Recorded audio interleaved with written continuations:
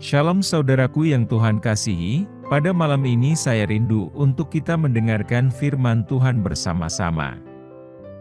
Namun sebelum kita mendengarkan firman Tuhan, mari kita terlebih dahulu bersatu di dalam doa.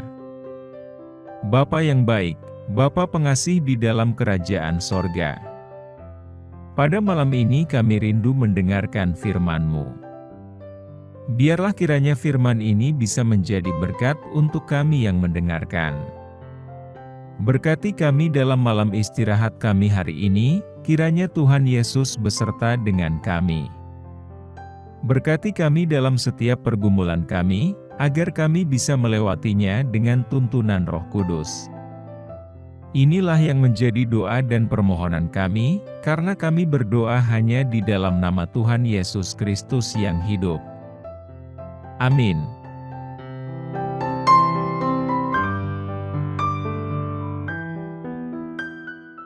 Saudaraku, ayat renungan kita pada pagi ini, tertulis dalam 2 Timotius 4, ayat 7 dan 8.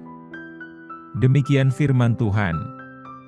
Telah kusudahi pertandingan yang baik, telah kusempurnakan lomba yang diberikan kepadaku, telah kukalahkan iman. Sekarang telah tersedia bagiku mahkota kebenaran, yang akan dikaruniakan oleh Tuhan, Hakim yang adil, kepada saya pada hari kedatangannya, dan bukan hanya kepada saya, tetapi juga kepada semua orang yang mengasihi kedatangannya.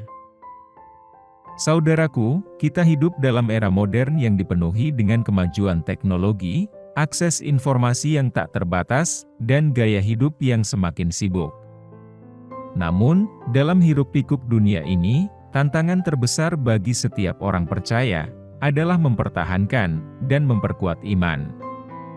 Bagaimana kita dapat tetap teguh dalam iman kita dalam era modern ini?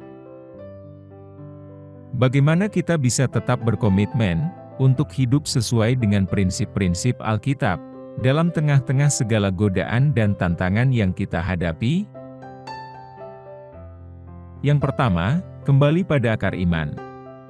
Salah satu cara untuk memperkuat iman dalam era modern adalah dengan kembali pada akar iman kita.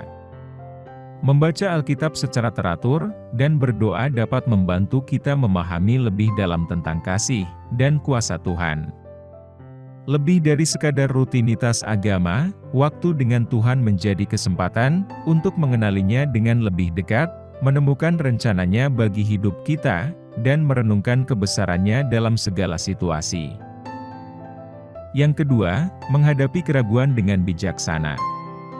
Era modern ini penuh dengan berbagai pandangan dan opini yang bertentangan dengan iman Kristen.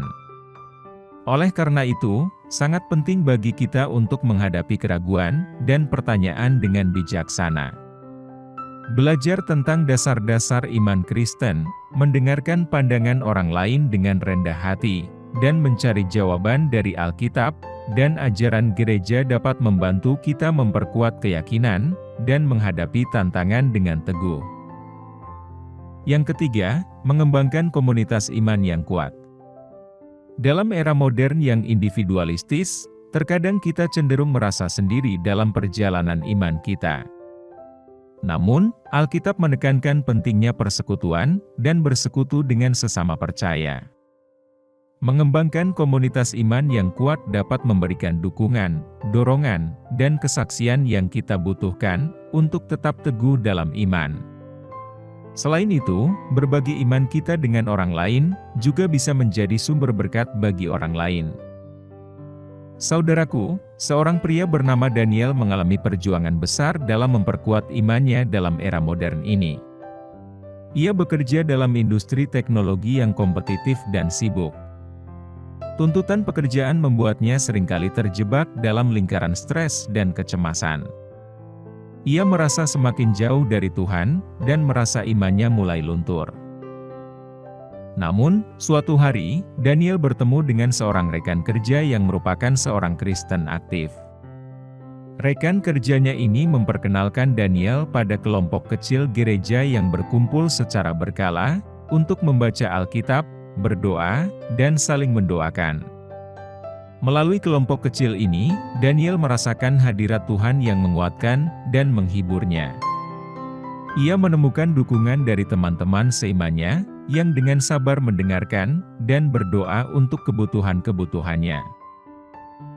Daniel juga memutuskan untuk mengalokasikan waktu khusus setiap harinya, untuk berdoa dan membaca Alkitab. Dia menyadari bahwa ketika fokusnya kembali pada Tuhan, ia merasa lebih damai, dan yakin akan rencana Tuhan dalam hidupnya.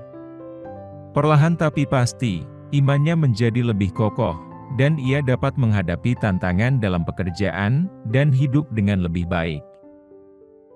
Saudaraku, dalam era modern yang penuh dengan distraksi dan tantangan, memperkuat iman kita menjadi tugas yang sangat penting. Dengan kembali pada akar iman, menghadapi keraguan dengan bijaksana, dan mengembangkan komunitas iman yang kuat, kita dapat tetap teguh dalam iman Kristen. Seperti dalam ilustrasi tentang Daniel, kita dapat menemukan dukungan dan inspirasi dalam persekutuan dengan sesama percaya, dan mengalami pertumbuhan rohani yang nyata.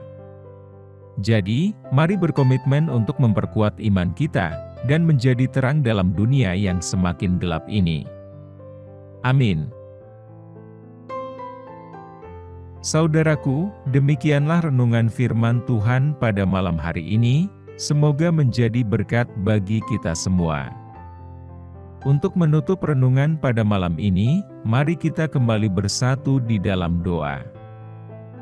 Bapa kami yang di surga, Bapa yang kami panggil dalam nama Tuhan Yesus Kristus. Kami bersyukur Tuhan, atas pertolongan-Mu, penyertaan-Mu, dan atas berkat-Mu dalam hidup kami, dan kami bersyukur atas kebaikan Tuhan pada hari ini. Tak berkesudahan kasih setia Tuhan, tak habis-habisnya rahmat-Mu, selalu baru tiap hari.